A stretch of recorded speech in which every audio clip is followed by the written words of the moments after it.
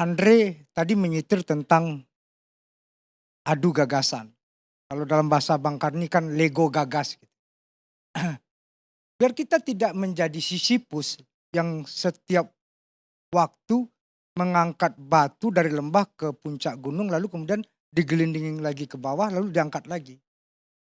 Ini kan sebuah skema yang berulang kali secara periodik terjadi. Jebakan Batman ini. Yaitu jebakan Batman koalisi yang akhirnya melahirkan narasi Siti Nurbaya dan Datuk Maringgi atau kawin paksa itu.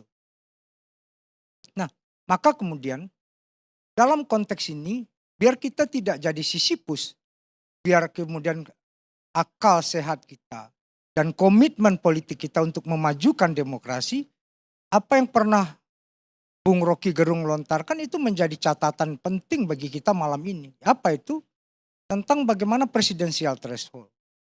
Biar kemudian kerumitan-kerumitan ini, jebakan-jebakan Batman ini menjadi, ini kan aktivis pro demokrasi banyak, menjadi komitmen politik kita bersama-sama. Biar kemudian tidak ada lagi praktik politik sandra menyandra terhadap threshold. Sehingga orang datang, pilpres ataupun pilkada itu, magnet utamanya Bang Karni kan capres atau the candidate. Yang kedua baru kemudian piranti-piranti lainnya yang kemudian bisa disusun. Nah ini kan tidak. Bang Karni bayangkan nasib tragisnya sudah dibikin koalisi, habis itu di dalam koalisi itu ada koalisi lagi. Ini kan hajat si Rajab bin Mustajab betul ini. Ada yang sudah menyeberang ke sini, menyeberang ke sini. Nah, Bang, ya kami tentu bagian dari yang bersyukur karena apa? Koalisi perubahan ini hadir dengan full consciousness, dengan full concern, itu yang menjadi lem perekatnya Anies Baswedan. Itu. Yang kedua baru kemudian gagasannya kami breakdown. Jadi kalau sekarang lagi rusuh-rusuh, lagi kisruh-kisruh, kami justru sekarang dalam proses bagaimana menyusun platform perjuangan bersama. Dalam semua survei yang dilakukan oleh lembaga survei manapun Bung Karni, ada 3 problem pokok masyarakat Indonesia. Kalau kita mau berbicara objektif apa yang akan dilagakan oleh mereka para capres dan koalisi yang akan terbentuk ini, problem pertama itu 78% kira-kira, yaitu kemiskinan. Yang kedua pengangguran, yang ketiga harga-harga. Hampir nggak ada ini dibahas Bang Karni. Jadi apa sih metodologi, apa programnya? Kami sekarang mencoba membreakdown ini Bang Karni, bekerja sama dengan beberapa kampus keliling dengan para intelektual, LSM, organisasi-organisasi sektoral untuk mendiskusikan ini. Jadi sudah mulai pada proses bukan ngebacot tok, bukan kumur-kumur tok, tapi apa sih yang akan kita tawarkan? Adu gagasannya itu bukan hanya sebagai sebuah lip service, bukan sebagai attachment, bukan sebagai sebuah gimmick.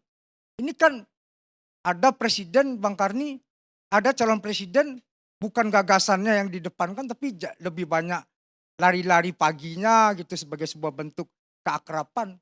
Gagasannya kan seolah-olah hanya attachment gitu. Jadi konteks ini yang kemudian kita butuhkan. Bahwasanya kepemimpinan yang sejati itu adalah kepemimpinan ide dan integritas. Itu satu paket. Tidak hanya kemudian kepemimpinan ide itu hanya diskursus. Tapi ide harus terkonfirmasi. Harus memiliki landasan yaitu integritas yang bersangkutan. Kalau hanya ngebacot tok itu banyak.